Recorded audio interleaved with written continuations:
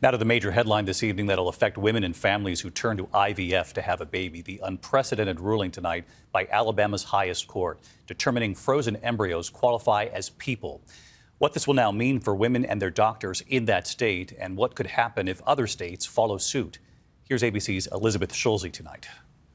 Tonight, an unprecedented decision by Alabama's Supreme Court that could jeopardize families' access to fertility treatments like IVF in the post-Roe era. The court making Alabama the first state in the nation to say frozen embryos qualify as children under state law. Its Chief Justice in a concurring opinion, citing the Bible. The decision means Alabama doctors like Mamie McLean could be held liable for wrongful death if they discard unused frozen embryos from IVF treatments. This ruling is so incomplete, and it leaves those of us who are sitting face to face with patients just with the inability to comment on what is safe and what is legal for them right now. 238,000 families in the U.S. undergo IVF every year, often freezing multiple embryos to increase their chances of a successful pregnancy.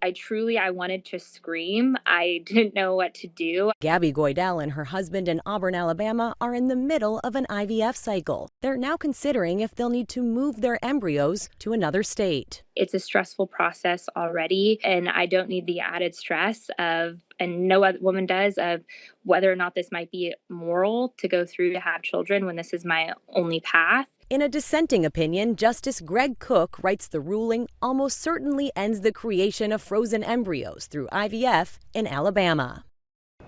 This decision opens the door for other states to follow Alabama's lead as reproductive rights across the country have been restricted since the fall of Roe. David. Elizabeth Schulze with us from Washington. Elizabeth, thank you.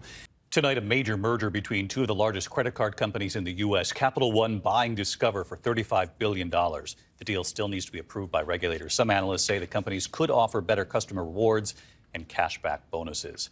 American Airlines tonight raising its baggage fees. The cost of checked bags on domestic flights now $40 for the first bag, $45 for the second bag.